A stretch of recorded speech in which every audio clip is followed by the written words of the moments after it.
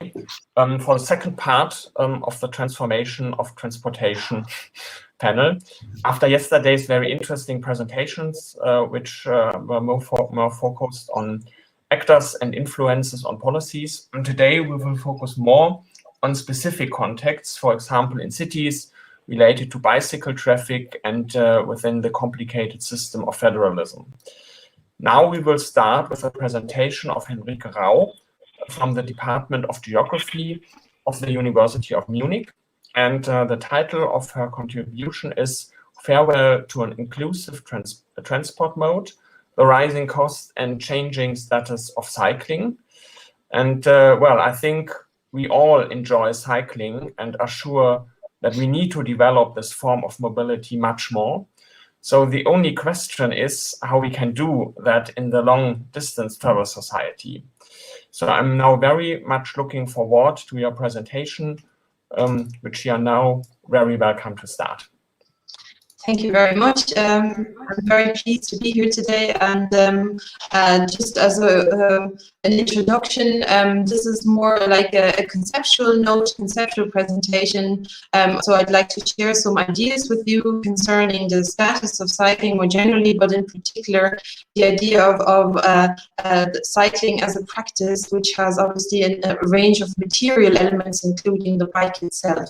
So I'm very interested in discussing later on the idea of the bicycle being an important material element and its evolution, I suppose, and my focus will be in particular on the rising costs and also to some extent the changing status of cycling that corresponds. So in terms of an introduction as well, you can see that from my first slides that different people and different groups in society that are represented by these two pictures here obviously use the bicycle for different purposes. So the practice of cycling obviously is increasingly differentiated, and this is an important sort of entry point into my presentation today. So what we've seen, of course, is a rise in cycling, in particular during the current or the ongoing pandemic. So this has worked as an accelerating force, I suppose. But in general, there's ample evidence from across Europe and also other parts of the world that people take up cycling more and more, and that cycling is increasingly a sort of a force to reckon with, if you like, in urban areas. What we see at the same time, this has been documented very well in literature, including by people like Rachel Aldred in the UK, for example, or the team around Haustein in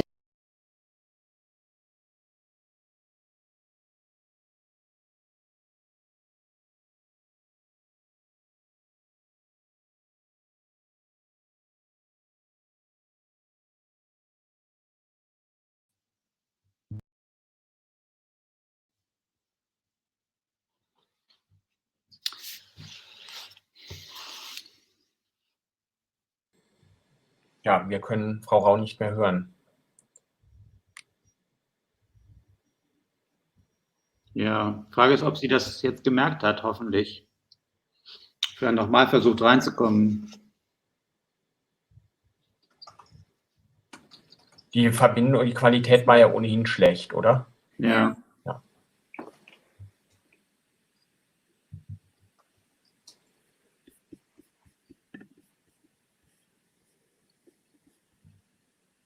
Ja, dann hoffen wir jetzt auf ein Re-Entering. Ja.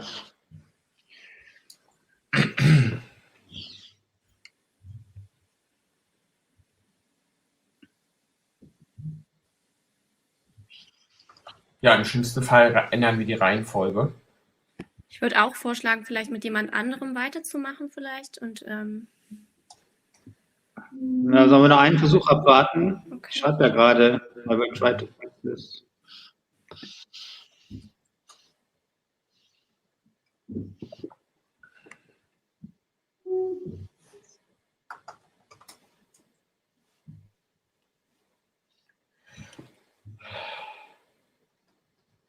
Ja, Nils, du stündest bereit? Könnte einspringen.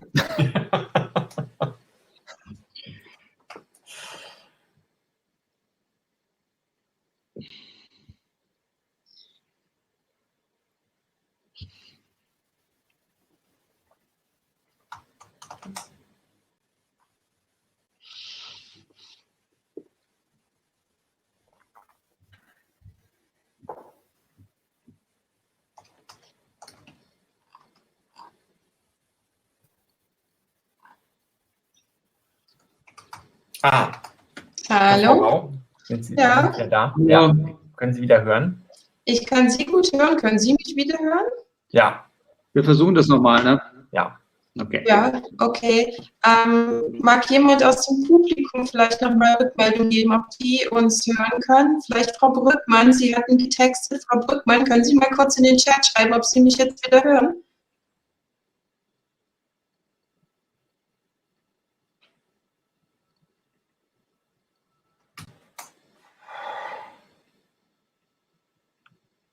Ja, das Bild hängt. Okay. Hören Sie. Okay, I'm going to switch off my camera. I think this won't make a big difference. So I'll just try and.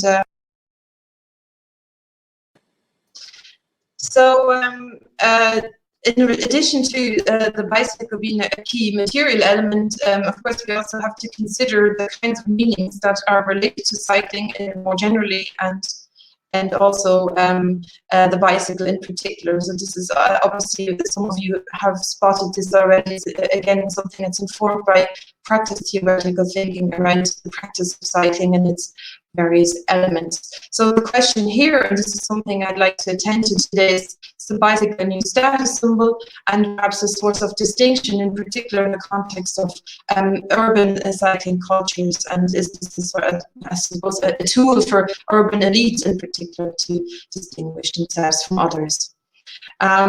Just briefly, some conceptual considerations. I already mentioned a lot of my work is informed by practice theoretical thinking, and in particular here, obviously some of the earlier work by Pierre Bourdieu, who looks at questions of habitus and practices, and in my view, this is a good sort of conceptual basis for these thoughts. But just to drill down a bit here, the increasing differentiation of cycling as a mobility practice has different material manifestations. So we see increasingly different types of bicycles, cycling at very different speeds. I think this is an important point. And also the idea that cycling has now additional functions, including the carrying of others or the carrying of heavy objects. So I'm just thinking about cargo bikes here that have really gained importance and popularity. And this diversification obviously has numerous implications for transport policy, cycling policy, and also for the construction, I suppose, of cycling infrastructure. And we can think about accessibility here to different types of bicycles. This could be purchased, but also sharing. We can think of the implications here in terms of repairing, and I will come back to that later in the presentation. And of course, most importantly, the question of cost. And this is something I'll focus on in a minute. And maybe a final point as well, you have an illustration here on the slide for an initiative, Radeln ohne Alter, which I'm using here as a sort of illustrative example of changes in cycling practices across the life course. And so here in some cases you have situations where elderly people may use the bicycle in the context of a rickshaw service. So they're being cycled about or aired out. Some describe it themselves. So we have shifting material requirements here. In terms of the global rise of cycling, I think it's important that we can see trends across Europe in particular, but also North America and other parts of the world. But the remainder of my presentation focuses on Germany, partly because our research is focused on Germany. So here you have an illustration from Pucher and Bühler 2017, and you have some figures here for Berlin and Munich, among amongst many other cities in Europe that show a very clear upward trend in cycling. This said, these increases are often quite modest. So in the context of Munich, we're talking about an increase of about 4% in terms of the cycling share, the modal share, and over a period of almost 15 years. So this is something that we have to consider as well. So yes, there's an upward trend, but in some cases it's reasonably slow. Just to give you an idea of what I'm talking about in terms of rising costs, we've looked at some data, and we've already contacted the Zweirad Industrieverband ZIB, basically the business representative or association for people who produce and companies that produce bicycles and e-bikes, and we've asked them to provide us with some figures here. You have a good sort of a good impression in terms of the rise in sales for bicycles and also e-bikes in Germany. So this is in million here on my left-hand side. And just to note here that the figures for 2020 are for the first 6 months only, so January to June. So you can see there's a very sizable increase in terms of sales, and importantly, the yellow slice that you have here, this is the e-bike segment, has really grown significantly.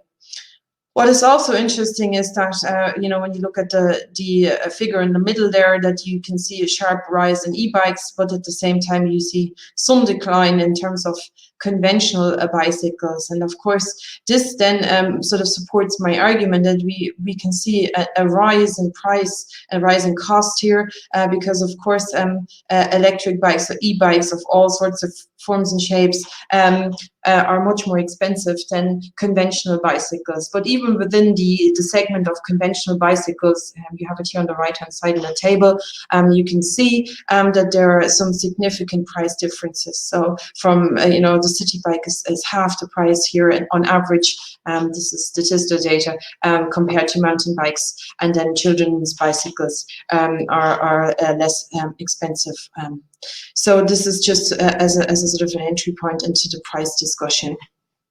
What I find very interesting then is to look at this new and rapidly expanding segment of the e-bike sort of market, if you like, and you can see e-bike sales and prices here for Germany, again using the TIFF data, and also then I looked at the ebike.de website, and they regularly run tests for e-bikes, and here you can see the price ranges. So contrast that with the previous slide where we've seen conventional bicycles and their costs. Here you have a significant price range, first of all, but also obviously in absolute terms we have a very sharp increase. So obviously at the lower end there of the table, S-pedelecs and SUV e-bikes, so very high end e-bikes obviously come with a significant cost.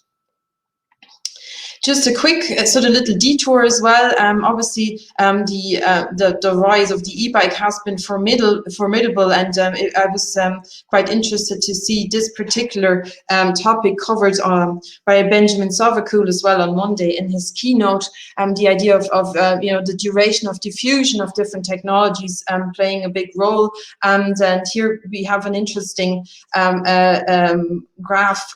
This is figure 2 from Grübler et al. That Benjamin Sovacool mentioned on Monday, where you can see the diffusion of e-bikes, and obviously it's quite important to note here that we have two different technologies, the conventional bicycle on the one hand and the e-bike on the other hand, but obviously we are talking about similar practices. I wouldn't argue that these are the same practices, because cycling a conventional bike and cycling an e-bike differs, but these are similar practices. So it again shows that the spread, I suppose, the diffusion of technologies is very contingent upon what type of practice they support. So in both cases, cycling. So let me just continue now with some discussion points, and here I'm hoping for your input later on as well and your questions. So the status of cycling as a desirable transport mode in urban areas has increased rapidly, and there's a lot of pro-cycling measures that we see now, including the construction of protected bike lanes, etc. On the other hand, we can also say that the rising costs that are associated, for example, with the increase in e-bikes, makes bicycle or cycling a less affordable option. This is important to note. So we've seen a greater visibility of high-end and very expensive bicycles. This said, of course, low-cost options remain. They're there for people to use. Obviously, we have a very vibrant bicycle market on eBay. You can also acquire a very cheap bicycle when cities like Munich regularly remove so-called Schrottfahrräder, so bicycles that have been parked in the public sphere for a long time and that are removed and then auctioned off. On the other hand, then we've also seen that there is obviously incredible range extension that comes with the e-bike diffusion, and an increasing acceleration of cycling, especially with e-bikes. So this is obviously more suitable for competent cyclists, and our own work on people who don't cycle or who've given up cycling shows that they're often basically prevented from cycling because of safety concerns, for example. So the increasing acceleration of cycling facilitated by the e-bike is a major hindrance. But cost, I would argue, is an equally important point, especially when you look at people who we describe as Nicht-Radfahrer, so people who cycle infrequently, very infrequently, less than once a month or never. Another discussion point relates to the increasingly sophisticated bicycle sales and repair infrastructure that is concentrated in the context of Munich, for example, which you have here as an exemplary sort of case on this slide, in very expensive parts of the city. And so you have bicycle shops in prime city locations, you have online offers that are very expensive. So I'm hoping that this picture here, it's a bit difficult to see, but it shows a very high-end bicycle shop here in Munich, and so with very expensive bicycles.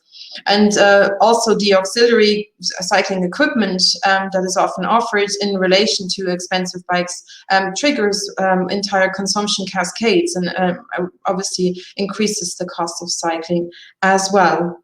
And perhaps a final point as well that I've alluded to earlier on, we can also see a parallel rise in repair costs and a decrease in opportunities for DIY repair that comes with the success of the e-bike and also the rise in expensive bicycles. So, when you have an expensive mountain bike, for example, it could be that you have to spend 200 to 300 euro to fix your shock absorber. This is obviously more than the price of a children's bicycle, a conventional one, as I alluded to earlier.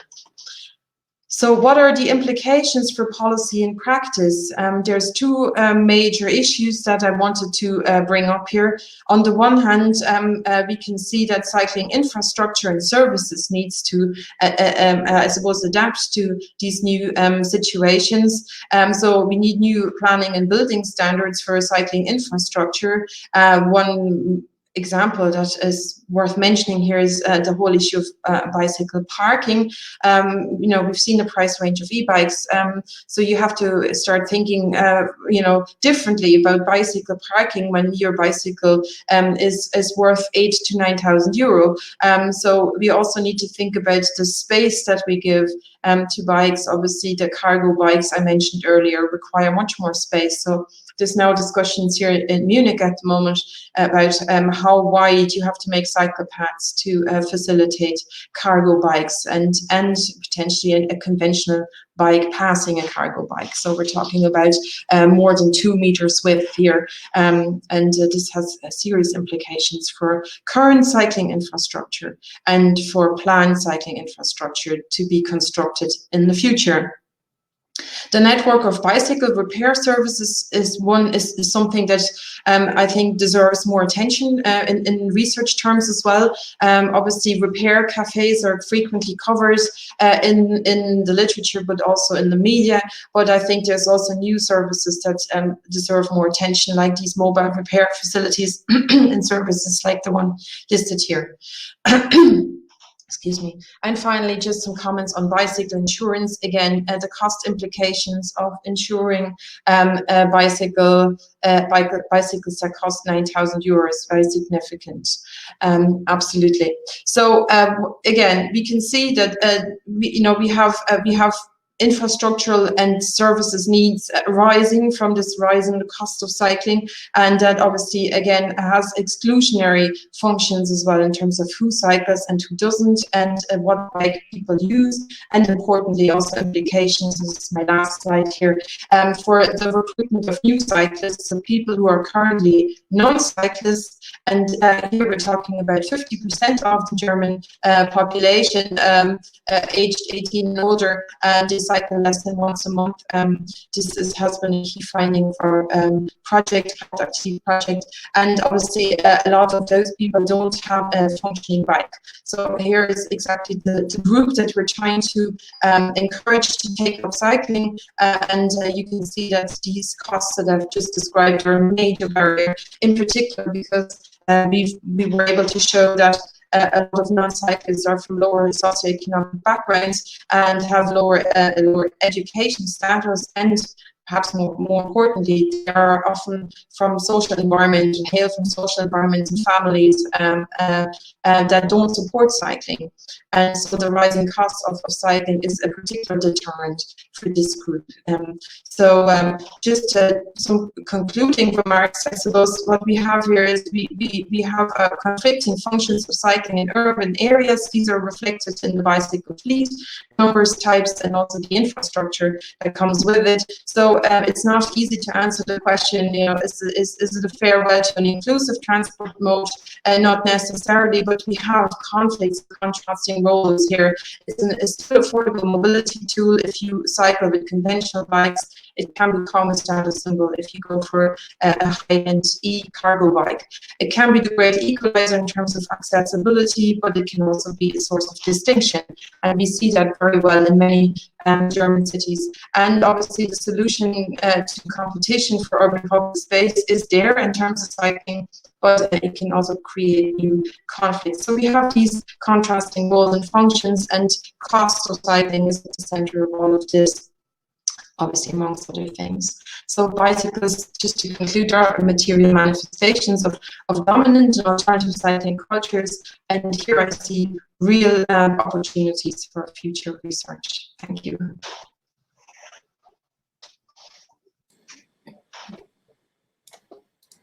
Yeah, so thank you very much for this really exciting presentation. And first of all, I would like to ask the audience to write their questions in the message box here on the right.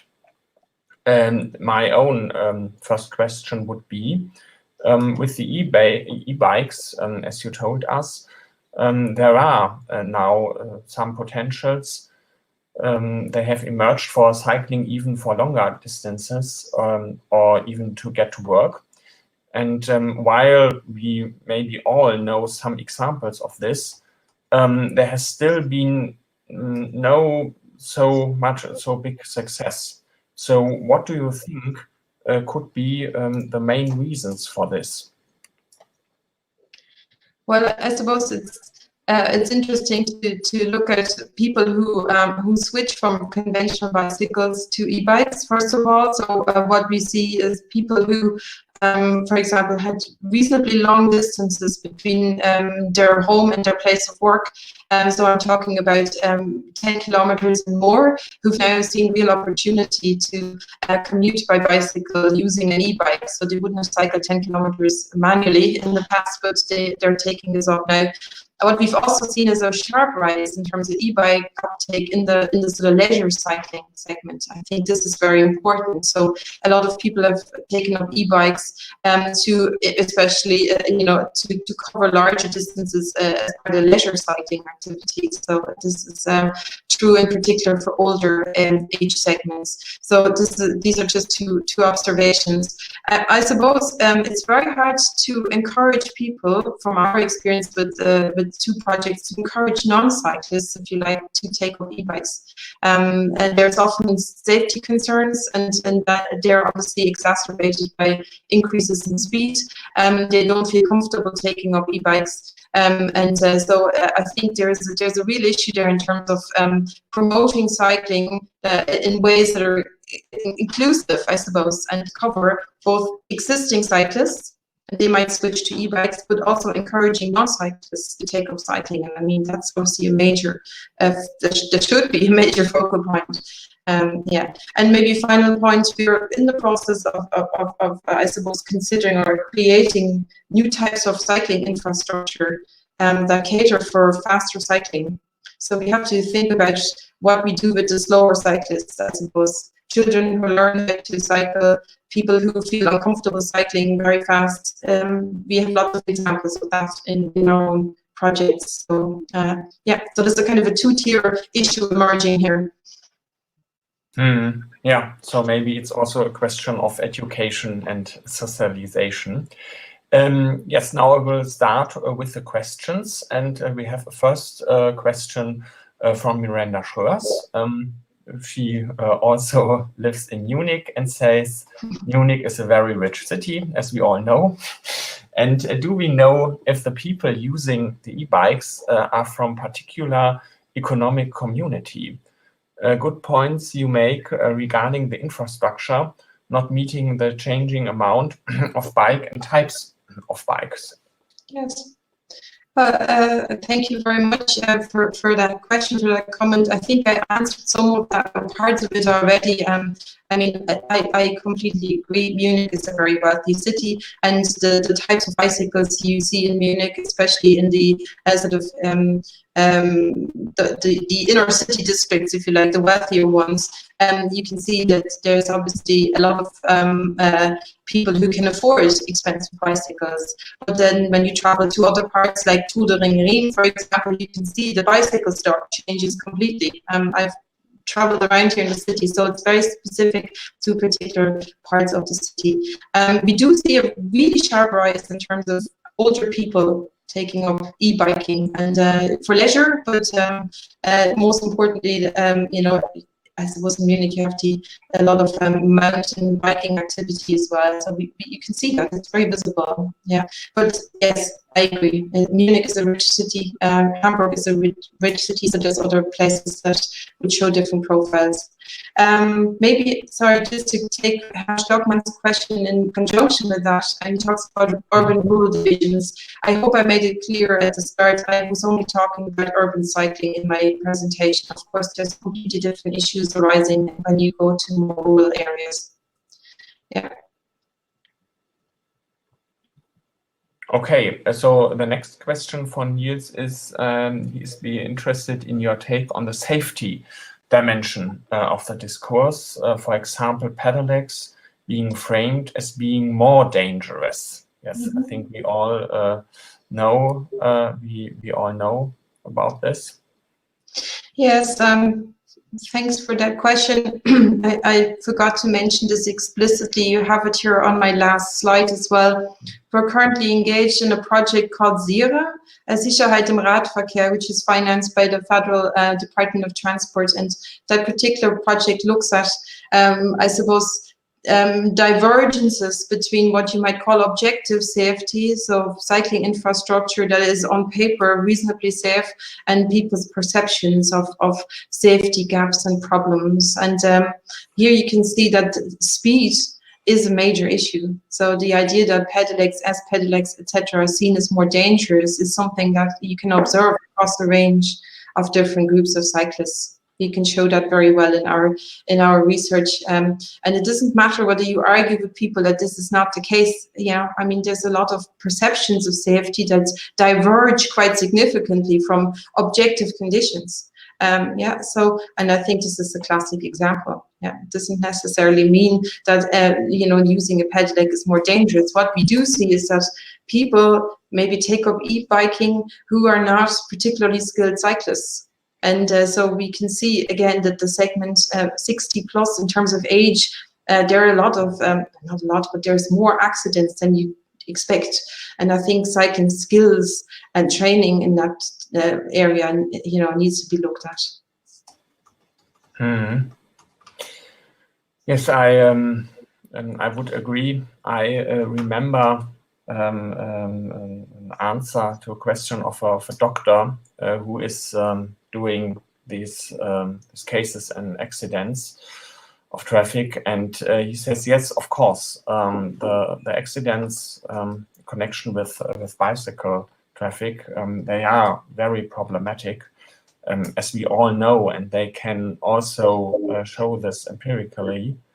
But yes, I would say it's not only the question of to ride the bicycle, but the question of the whole mobility system, I think. Absolutely. I couldn't agree more with you. Of course, this was only specifically targeted at Hans Stockmann's question. Of course, the more broader issue is, how can we obviously, for example, train drivers to deal with the fact that there's now very fast bicycles on bicycle lanes, and when they turn right, there's a real danger that they will hit a person. So I mean, this is the whole system that needs to be looked at. I completely agree. So, but I do think that providing people with opportunities to upskill is still could be one potential step.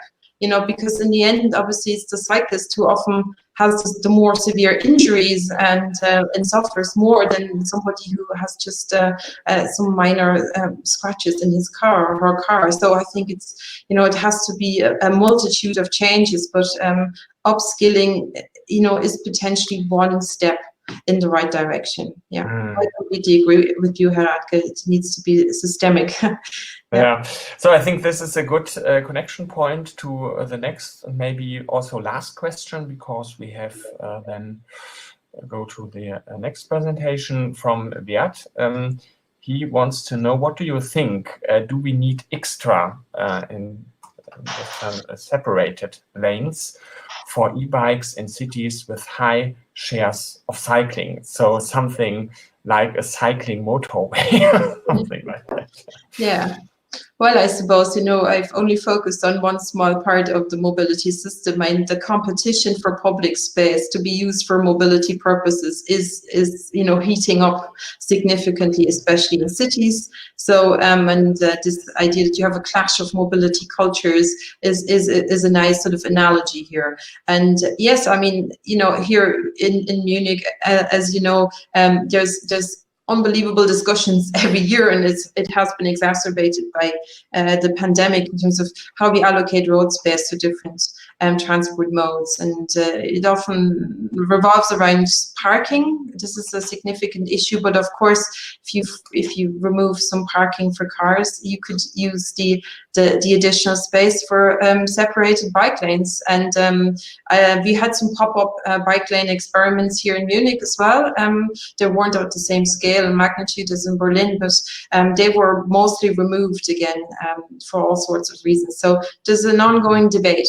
Personally, this is my personal opinion, but not just personal, but based on my research, I do think that there is a need for separated bike lanes, especially if you're trying to encourage non-cyclists to take up cycling, if you're trying to increase the share of children who can cycle safely again. We can see huge deficits developing there because, of all sorts of other changes in the mobility system, Eltern taxis, etc. So yes, protected bike lanes can be a really important step to show as well to people that cycling is important and is recognized as an important transport mode. So the meaning element there is very important too.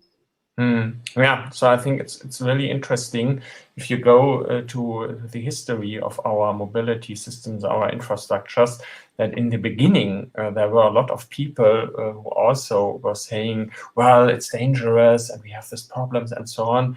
And if you just imagine, if we look at a motorway, there are cars, they are driving 200 kilometers per hour. And it's, of course, so dangerous, but everybody would say, well, it's a motorway, it's a car, it's a Mercedes-Benz, yeah, and that's normal. I suppose just a final, very brief comment. I think it's important to recognize the diversity of the cycling community and the increasing diversity of the cycling community. And at the moment, there's a lot of focus on infrastructure improvements that facilitate faster cycling. And I think, my argument was to think about all different groups of cyclists, including those who are slower and those who still have conventional bicycles because they're cheap and they're affordable. So thanks. Okay, so thank you very much. And now we will go to the next presentation. And Bert, you will continue.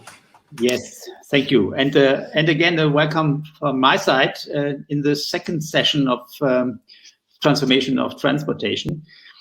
And now we come to the point of EU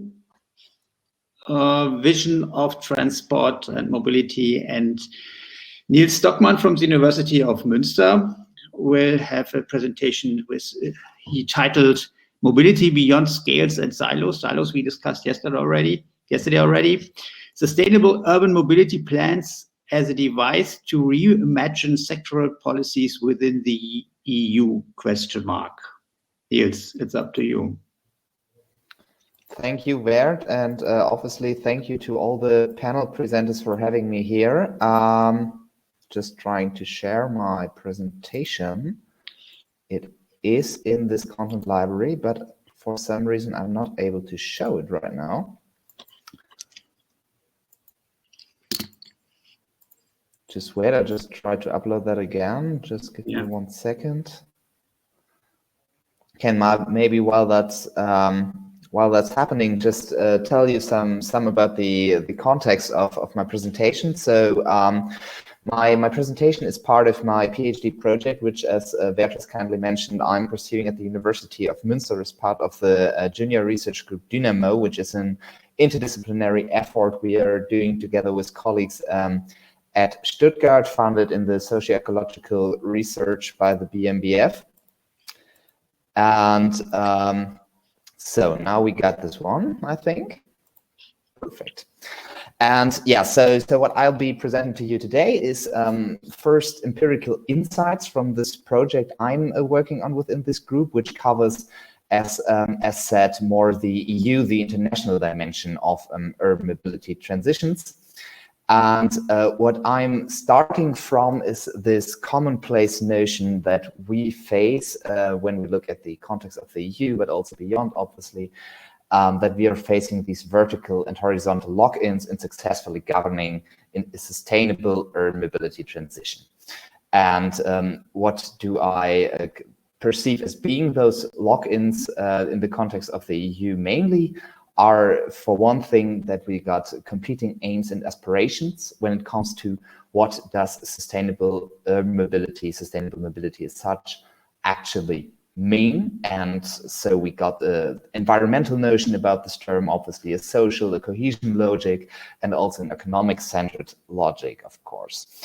And this all comes together with a segmented, some may say fragmented, governance architecture within EU institutions, within the EU Commission, but also within other institutions. And this comes then together with the very central role also mobility as a term and as a concept has for this European project and for European integration as such. And then lastly, at the same time, we see that there are very different and restricted modes of how this norm, this idea of mobility and sustainable mobility at top is being diffused within the EU in this vertical, but also in a horizontal dimension. And of course, at the same time, we see an augmented urgency for action. And the EU at last, with the Green Deal of 2019, positioning itself as a frontrunner for global sustainability, and the incapacity to really come to terms with this could be described as just another crisis also of the EU and the EU institutions. And so there is really this need to translate a norm of sustainable mobility as the EU is acting as a taker and an entrepreneur of this norm at the same time. So what research questions am I asking within my project? These are basically three. The first would be, is what understanding of sustainability is actually activated in contemporary EU mobility and transport politics? How has sustainable urban mobility evolved as a concept of EU mobility and transport politics over time? And lastly, what networks and instruments facilitate the vertical as well as the horizontal translation of sustainable urban mobility within the EU? And to give you a bit of insight, I won't spend too much time on that, but to give you a bit of insight onto my theoretical framework from which I'm approaching this. So I basically go along with those people describing the EU as a multi-level governance framework, which of course is really common thing to do. Yet I would make the point that this idea of multi-level governance is still in need of a critical reflection and theoretization. And what could that reflection include is, for one thing, a more differentiated understanding of what compliance within the system means. So compliance with EU governance outputs, with EU norms, and also a more dynamic account of transnational interaction and knowledge integration within the system of EU multi-level governance. And I perceive this thing as a task for what Manners and Whitman in 2016 have described as a task for dissident voices. And thus I propose a critical, constructivist, non-theoretical approach to face this challenge, which I derive from international relations theory, and thus want to understand multi-level governance as a dynamics of norm translation. Why norm translation? For one thing, as I've already mentioned, I see that there is an inherent normative dimension to EU policies, including transport and mobility. So this idea of being mobile across the continent as being so central to this European project. Then we got those multiple policy and action logic streams, and I perceive norms as they span this idea of soft law, but also hard law, as a possibility, as a heuristic to integrate those different streams, so to say, in one empirical concept. And then, of course, substantial progress, especially when it comes to questions of sustainability, is not only to be achieved in a discursive compliance of states when they agree to follow certain norms, but also heavily relies on that these norms are then practically set into use, as Antje Wiener has also put it in one of her contributions. So how can norms be practiced, for instance, in urban spaces? And this all also puts a challenge to this approach of norm translation as such, since within the EU, in this dense governance system we already have, and which has, of course, established, we see that these translations unfold in communities and networks, and I'll be very interested to learn more about the nature of these communities and how they are actually capable of reshaping this this translation process I'm looking into. And so there are, again, 3 points I'm looking at with this framework. The one thing is this idea of the discourse of sustainable urban mobility being translated into different EU policies, going beyond the classical transport policy field, but also into environmental policy, into research policy, and so forth.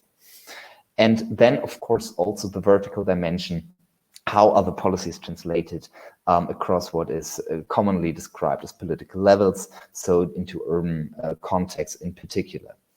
And then, and that is the challenge, I would see how are those streams, if at all, these different translation processes integrated or even synchronized so that a common understanding of sustainable urban mobility arises. So I'm doing this empirically in my PhD project with basically two steps. The first step, and this is also the one I'll be presenting results from here, is a conceptual analysis of EU transport and mobility politics of the last years. And I'm especially interested in the role of new policy instruments, such as, for instance, sustainable urban mobility plans, but also the networks surrounding these instruments. And I'm doing that on the basis of document analysis and also expert interviews. And then the second step of my project involves the analysis of different scales of this EU urban mobility politics, involving case study-based vignettes with a focus on specific cities and moments. So that's still to be completed this year. But the cities I would want to look into are Kassel with the context Hesse in Germany, Ghent, Flanders in Belgium, and then the Ljubljana region in Slovenia. And again, I'm heavily relying on expert and stakeholder interviews for that. Also would want to do participatory observations, but as you can imagine, this is a bit in question due to the current situation, obviously. And so as said, what I would want to spend the remainder of the presentation now on is to look into this conceptual analysis a bit, since I've already been doing some 20 plus documents I've been looking into, and also been conducting more than 20 expert interviews during the last months predominantly. And those now help me to describe what you can see here in this picture in the middle, this intermediate space of translation occurring between those different logics of EU policy making and then the urban scale. So what do we see? Hope I have some time for this still. So what we can see is that sustainable urban mobility definitely gained momentum over the last years. That has already been described in 2012, for instance, by Marcel Romatz in his dissertation. So there is definitely a Europeanization of urban mobility within EU policy making. And cities are really acknowledged of having the capacity and also the responsibility to tackling systemic crisis. Yet, what this S, so the sustainable really is, has received way less attention in this process of policymaking. So what these crises really are remains ill-defined and contested, I'd argue. And yet we see that translations of sustainable urban mobility within EU policies remain heavily technology and market-centered. Sustainable urban mobility is being understood as being a function, a per-functionary maybe even, of an efficient and innovative transport system, but not really more. And so what we see is that there are many technological solutions proposed for environmental problems, which also feeds into this idea of what Tobias Haas has yesterday described as the Antriebswende, as being the dominant form of governance or norm translation, which is happening here.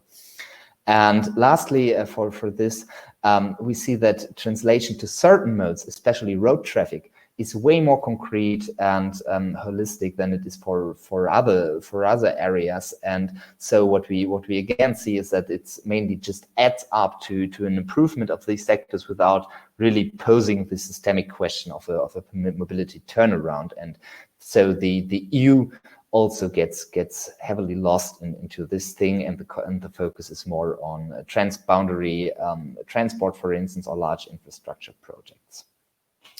Now, to come to a close, I'd like to share also some results regarding this question of integration and synchronization of those norms, and the question whether new instruments and communities can provide the step change for a sustainable integration and for sustainable mobility mainstreaming in this policy field. So what we see is that sustainable urban mobility plans as a framework do provide this very holistic approach, and they are also acknowledged as such within the within the EU governance, and that around this instrument and others, there has evolved something which could well be described as a translation community, mainly also around research and development projects in Horizon. The Civitas framework is to be named in that regard.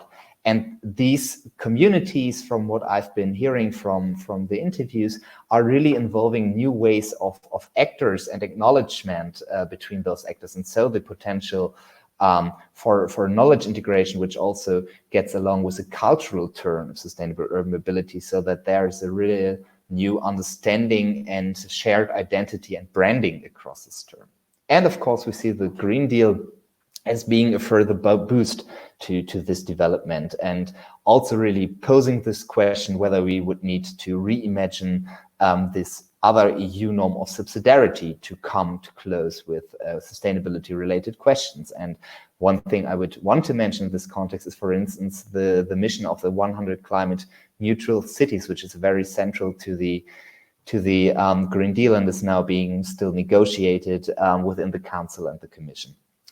On the downside, or on the more skeptical side, one needs at the same time to say that the Court of Auditors of the EU in last year found no real impact in terms of the sustainability performance of urban mobility measures, including SAMP.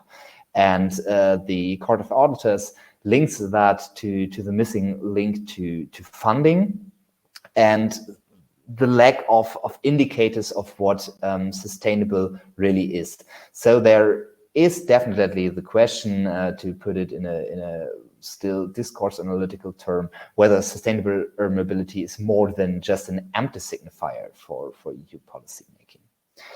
Another interview partner with whom I spoke only recently did tell me that in the context of the EU's Commission's Director Generals, that they don't even know what is happening with their money, which also is linked to this question of missing indicators for what sustainable urban mobility really is, and that there is just an incoherent and incomplete evaluation of this term. And so to bring that back to this idea of what is the EU stance and the EU normative stance on sustainability and sustainable mobility, there is the question whether that is in fact EU added value as this big reference point towards the process and the success of any EU project context. And one could really ask whether sustainability is or should be a part of that.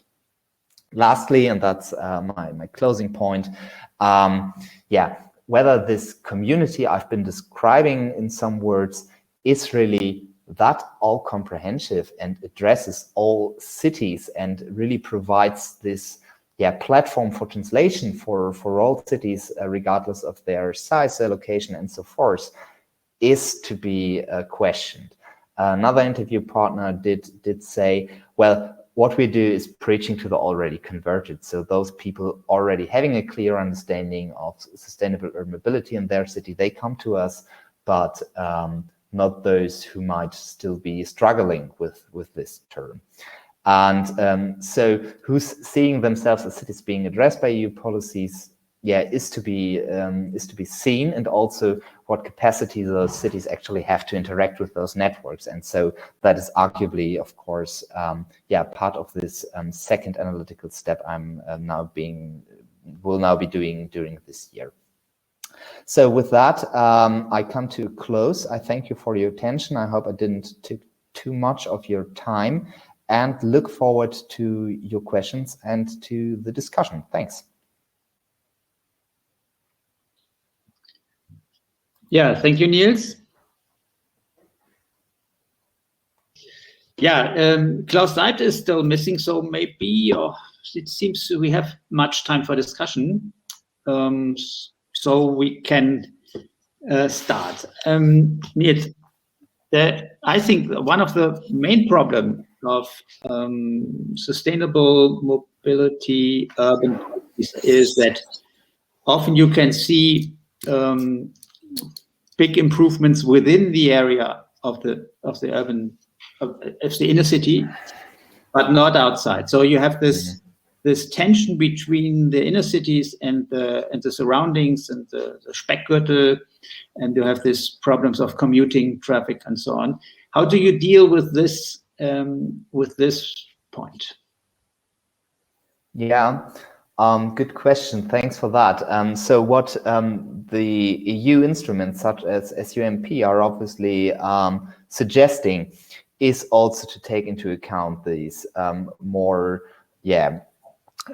what shall I say, more integrated approaches also to the question what the city and so what urban mobility is, and to really look also for regional integration, of course. Yet I totally agree that this does remain a very, very focal point. And there is also, of course, some discussion about how central this, or what, put it like this, what definition of urban mobility could really contribute, for instance, to climate aims, as in the Green Deal or so, right? So definitely, and I'm still working on also how to get those perspectives into the second part of my analysis, when I'm now looking into the city context, and really to see that I'm not just talking to those people being really centrally involved in the city context, but also getting this more regional and city surrounding perspective. That's, of course, a very central point. Not too sure whether that really answers your question, but yeah, it's on my mind. Okay, coming to the point of the Green Deal, Miranda asks, isn't mobility still very weakly defined in the Green Deal? And she means that it sounds like there is also an interesting principal agent question. Yeah, absolutely. Definitely agree with you, Miranda's, on that. So and still think that this is part of the problem, right? So that within the Green Deal, but also in other documents which have emerged, we still see not a clear definition of mobility, and above that, sustainable urban mobility in particular, right?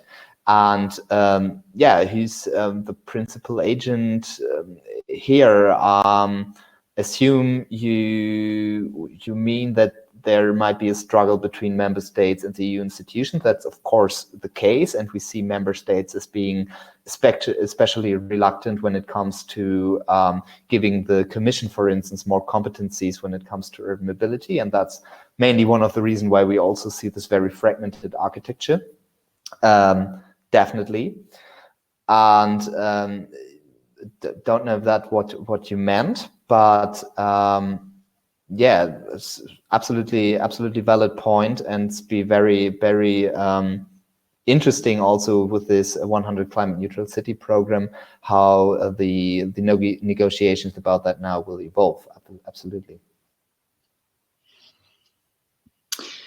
Henrike Rau has questions to your methodology, and she asks, policy documents and interviews with policy experts reflect official views regarding particular policies, policy direction. What ways do you see to get views behind the scene?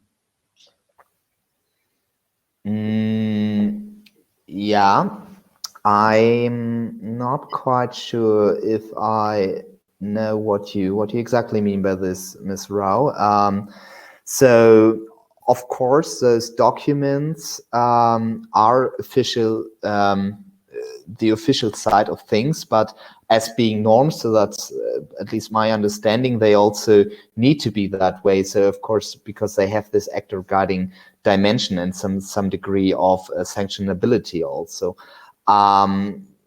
When I said I would speak to policy experts, so my sample of experts I've been speaking to is way broader than just speaking to people at the EU institutions. So I've also been speaking to people from civil society, from city networks, from economic actors also, and so that also feeds into that. So I think I have a quite good way of getting behind the scene, if that's what you meant by this. But yeah, still, of course, there's this issue of especially doing remote interviews, that you, of course, heavily rely on people giving you ideas of who to talk to and to connect you. And yes, that's of course on my mind that I need to control at some point on whether that is really just a bubble or really getting behind the scene.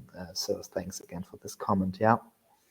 Do you have access to people from not from this I would say official NGOs, but for example Reclaim the Street initiatives or bicycle vote initiatives or something like that? I don't know if they are in Ghent, Kassel or Ljubljana, but do you have access to this I would say temporarily citizenship initiatives? Yeah, I do. So in the cases, definitely. I mean, of course, those are not that really present in Brussels when it now comes to this EU level dimension. So on that, obviously, what the results or the ideas I've been mainly presenting today. But in the cases, yeah, absolutely, and I'm really trying still to also work on those contexts within those cities when I'm now trying to get in there. Yeah. Yeah, and on the chat room, there's another question related to the question of Henrike Rau. I actually wanted from Gracia Brückmann. I actually wanted to ask something similar, as I had very similar experiences in qualitative research in mobility policies in Switzerland. We haven't found a way to come to the underlying foundations of repeating party stances or official points. Yeah. So I might want to clarify that it is not my aim to really perceive and not really reading this comment or question in that way, but what I don't want to do is to get this official position of a city or even city actors towards EU policy, but rather really get an impression on what of which is discussed on the EU level and within those networks and communities is really important for cities and what materializes there. So I'm not really interested in the perception of one or the other actor, but rather what is happening there. So my approach is not really an actor-centric approach, but more interested in what happens discourse and structure-wise at this point. Yeah.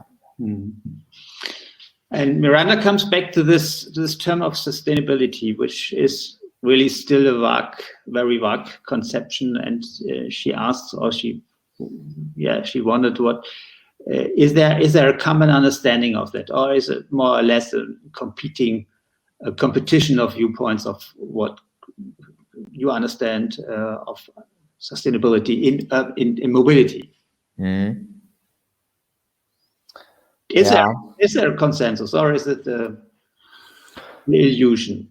No, I don't believe there is one, and would also say that this is, of course, exactly the issue, and the question is not whether there is a consensus, I'd say, but what I just frame it as translation. What translation comes out to being the dominant one within the discourse, but then also within urban practice.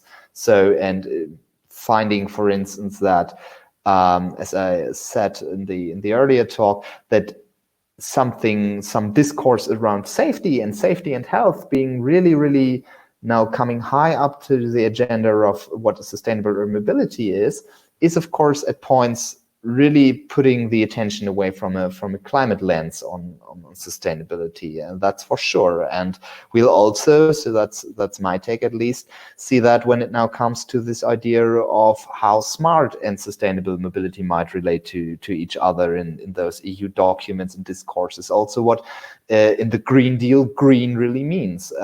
So as does clean mobility, for instance, right? And so, yeah, I don't see a consensus, and I might even want to say I don't see a consensus is what is to be achieved, but rather this acknowledgement of different perspectives and then working on a translation. And what this community-based, network-based translation can do is maybe provide a bit more synchronized understanding.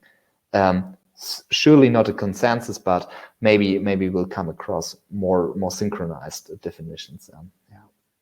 If I can quickly jump in here, I think something that would be very interesting to see is the political arguments behind one or a different kind of definition of sustainability, because it will influence who the winners and losers are economically, and which kinds of models become dominant. And cities have an interest in having dominant models, I think. Yeah, agree. That's a good point. I'll take that into consideration. That's a good idea. Yeah, thanks for that. I have another question. If we look on the policies of big cities in Europe, it seems that there's something like a competition to become a more livable city, to be more attractive for young urban professionals, for companies who can choose where they go. So it seems to me that there's and they don't call it sustainable urban. They call it I don't know. So they call it to be attractive city, livable city. Yeah. Livable city. That's right.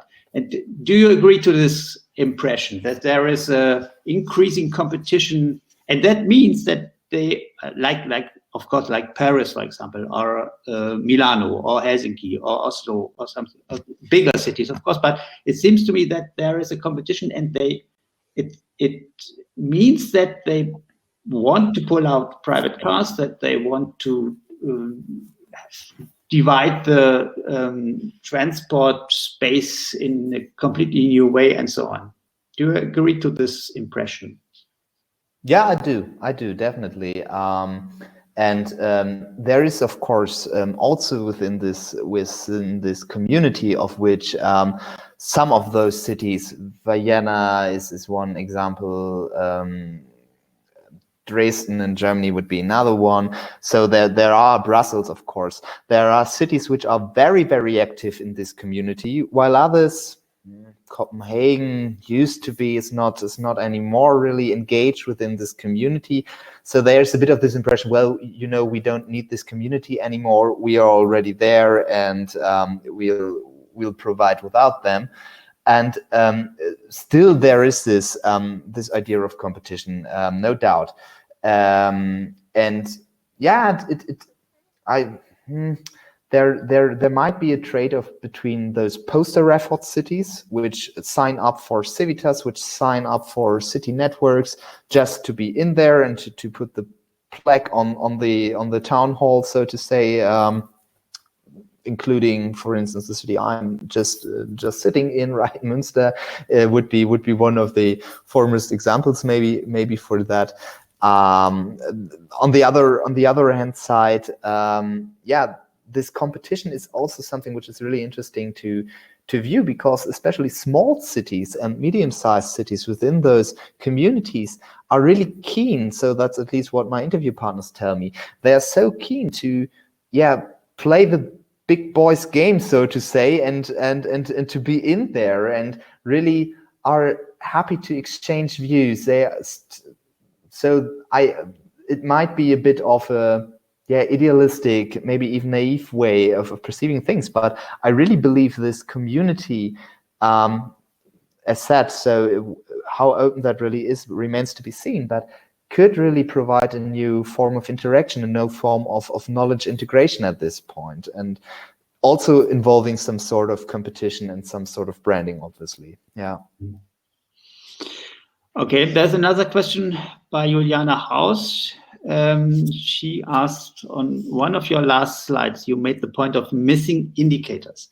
Is that possibly a central point in the vagueness of the term sustainability, and which further indicators are missing from your perspective? Yeah, so I could, I mean, ask me maybe in a year's or 1.5 years time when I wrote up that book, then I might be able to tell you even more about that. But I could well imagine at this point that this is the crucial thing, and I do know that the EU, so the Commission, and also actors within those networks are really working on this thing. So there is a strive to develop what they call SUMI, Sustainable Urban Mobility Indicators. So that's in different, particularly horizon projects where people are now working on that. And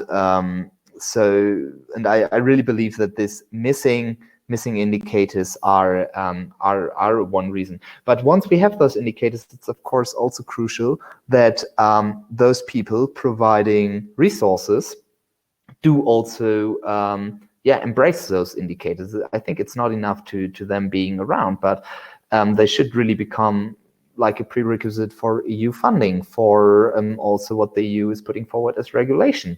And what is missing? I think it's what is missing is this combination of the different sustainability dimensions, mainly, and at the top, of course, a reconciliation of climate goals, which now, of course, become way more prominent, and those more social understandings of sustainability, all along with economic reasoning, which is still very central for evaluating projects, for instance, in regional development policy, right?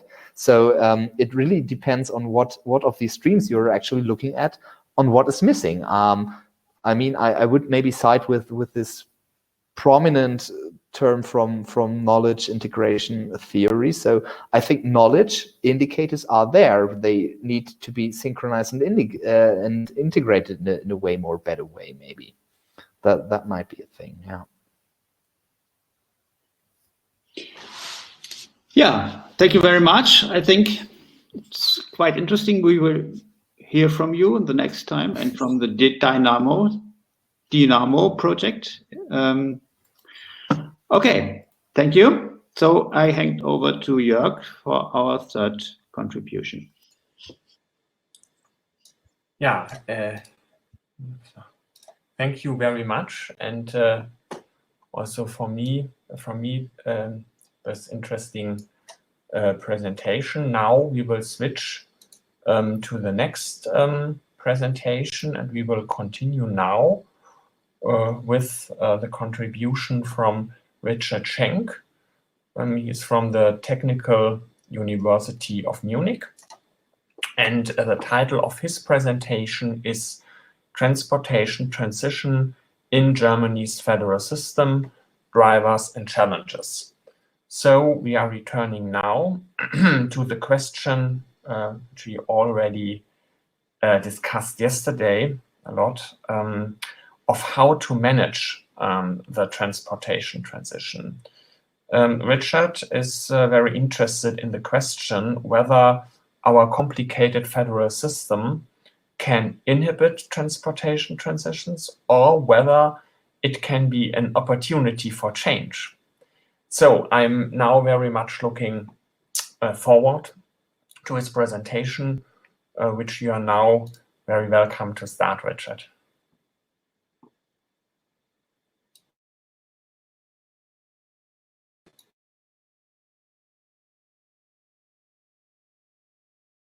You right now, please, can you turn on your microphone on the left hand side? Okay.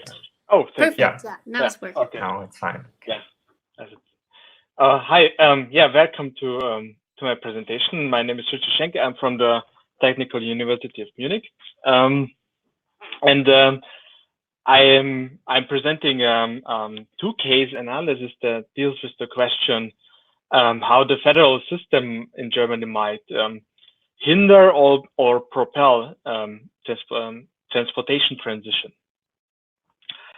And my starting point has been that when you look at all these large-scale infrastructure projects that have been heavily debated in German politics in the last years, For example, you see the Berlin-Brandenburg airport on this slide, or the Stuttgart 21 project, or or the Philharmonie in Hamburg. They were all huge projects that where billions of public money have been spent on, and many people would say they were of national importance, but the political debate took place at the state level, at the land level in Germany. So I asked myself, what is the role of the German federal states in this in infrastructure planning? And today I'm focusing on this, on a part of my bigger research, mainly on the question under which conditions at state or local level is German federalism inhibiting transportation transition, or on the contrary, when is federalism a chance for transition?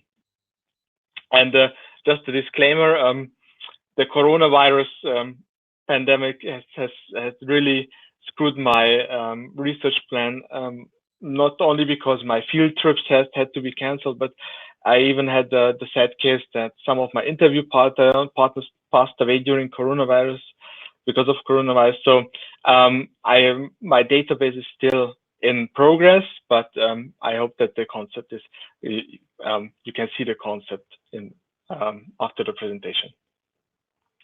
Yeah, if you look at the current state of research, just a quick overview. I have literature has a quite split opinion on the question if the German federal states can even influence transportation infrastructure policies, if we see some kind of variance or differences between them. For example, the studies of federalism suggest that because there exists a bargaining system between the federal and state governments, that state governments have at least some kind of political leeway for shaping transportation infrastructure. But the problem is that we don't have much study done on this topic. We have a lot of single case studies from neighboring fields like geography or architecture or economy, but political science has neglected at least this aspect quite a bit. And this, you can see also this from another perspective a bit, namely from policy analysis. At least we have in policy analysis one ad hoc study which failed to find evidence for variance between the different states, but they also point out that there is a lack of empirical evidence, and there is need for further research. My methodological approach is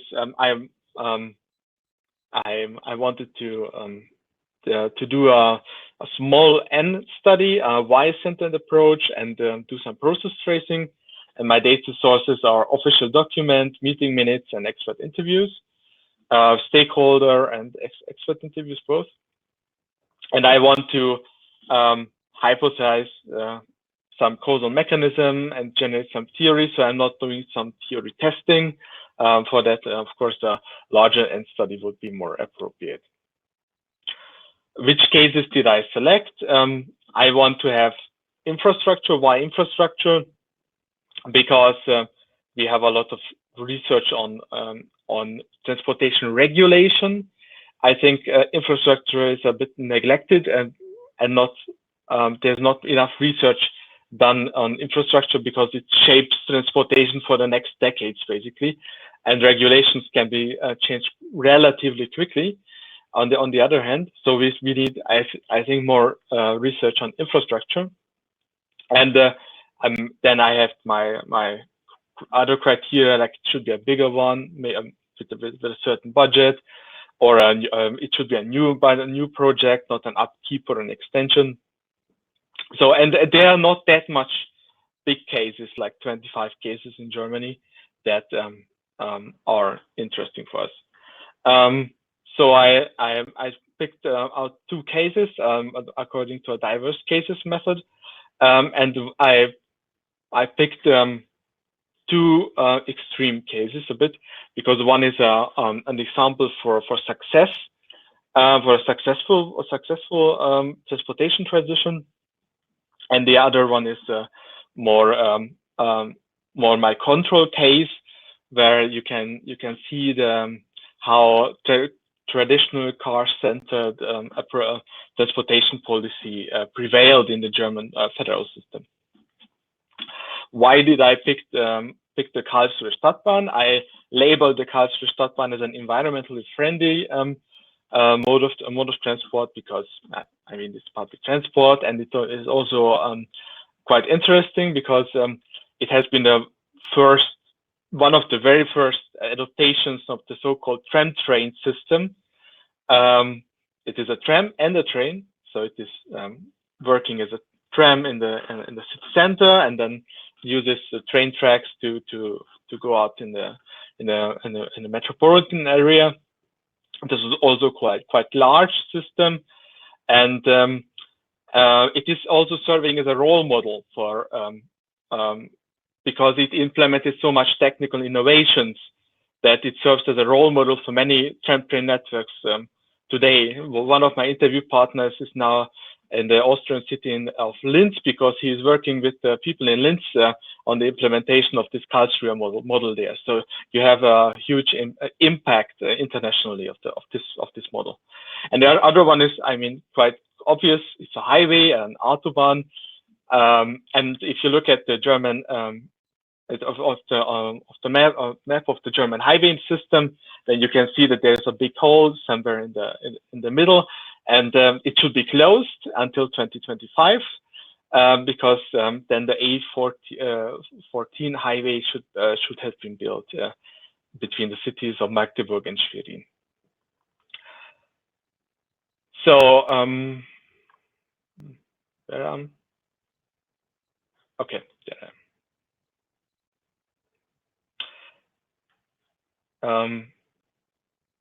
Oh no, yes, I have wrong order of the slides. Sorry, I picked the wrong slides. But it does not much. It is not a big difference. What are my dependent variables? My dependent variables are I'm trying to classify the aims that the transportation infrastructure project can pursue. So. And we have two big groups. One are the socio-economic goals. This is basically, we have transportation needs of some kind, and we want also to stimulate economic development in an area. Then we build some kind of a transportation infrastructure, and we think that this mode of transport is a good solution for this to achieve the socio-economic goals. On the other hand, we can have ecological goals, of course, transportation transition, but also nature conservation can be an aspect. And I am also looking a bit into the success of the project implementation, because this also measures the devotion that the decision makers put into the project. What are my independent variables? My independent variables are, I'm started with a broad framework because I don't have a good theoretical basis I can work with in this area. I've derived questions for operationalization from common explanatory theories in policy analysis, like social economical theory, party difference hypothesis, veto points theory, power resources theory, corporatism, varieties of capitalism, and Europeanization. So it is I'm throwing everything at my cases and see what stuck.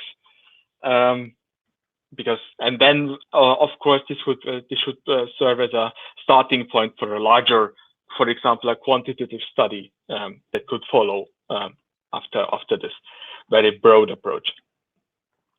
Today I'm going to focus more on three of them because we have a certain time limit, and also because I need a bit further research on the other ones. I'm going to focus on social economical theory, party difference hypothesis, and also veto points theory a bit.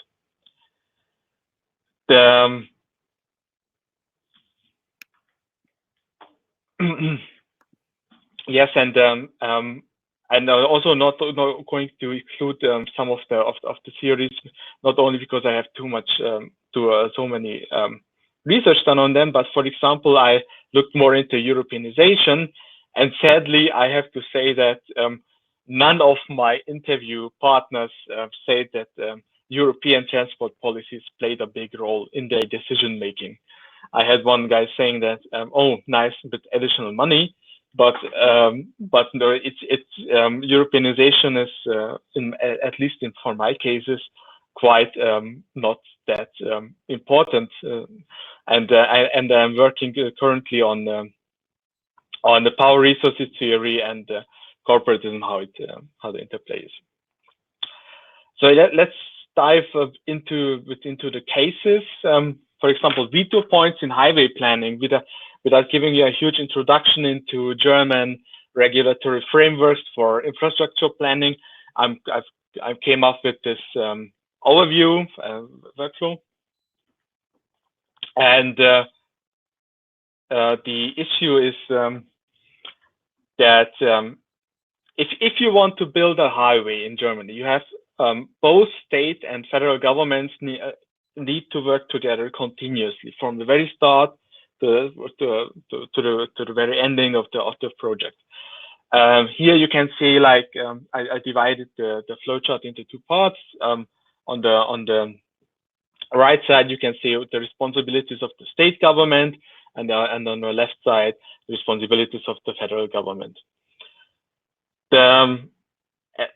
I've divided up to 3 different phases, and for example, in the initiation phase, it's very important that the transportation infrastructure project has to be proposed by a state government.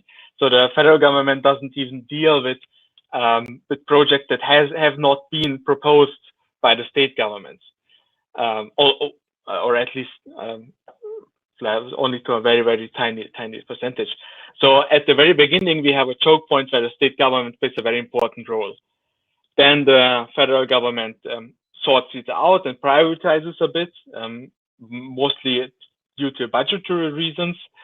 And then we have a very weird phase in the middle where you don't have a certain solid regulatory framework. It is basically only bargaining, where federal and state governments bargain with each other who's going to pay and how the project should exactly look.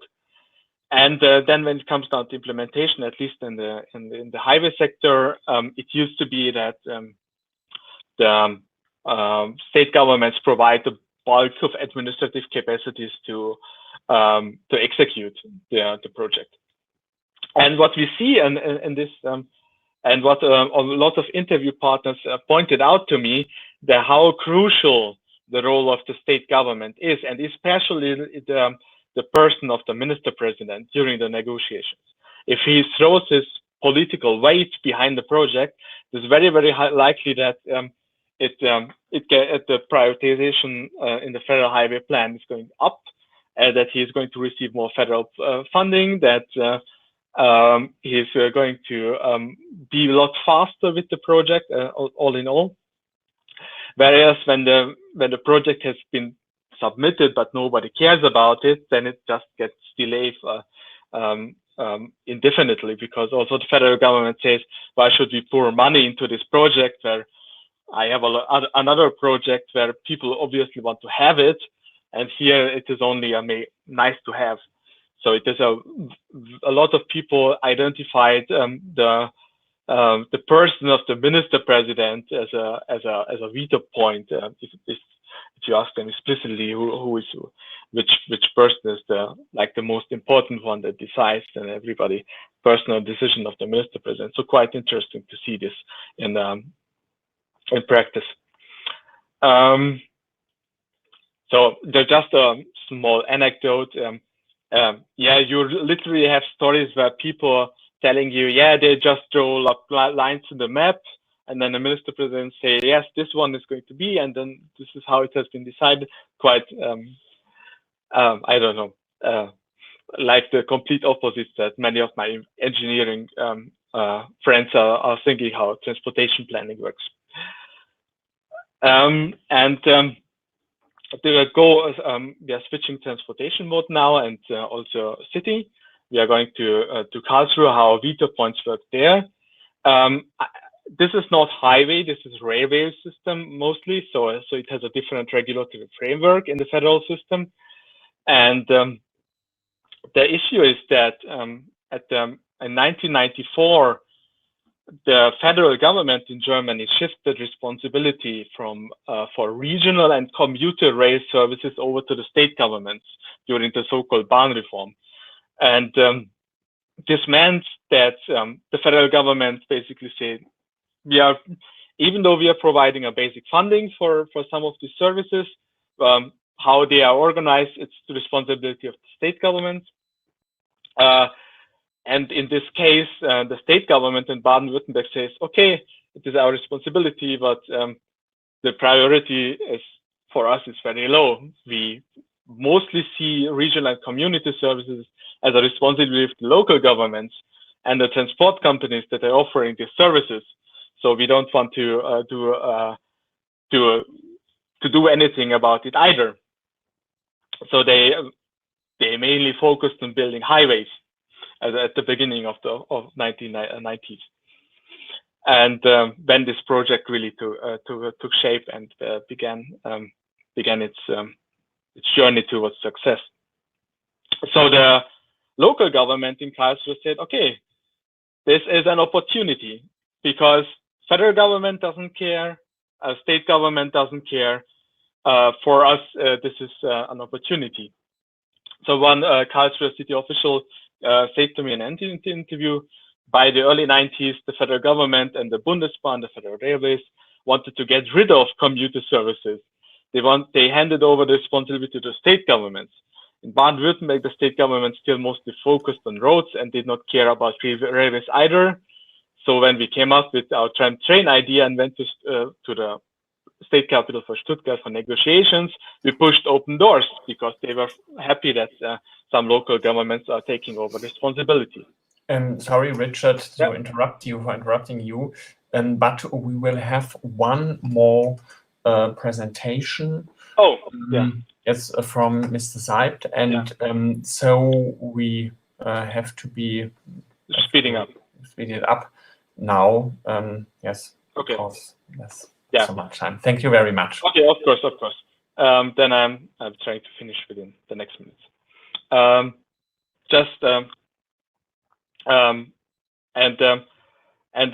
This shifted my focus towards social economic theory,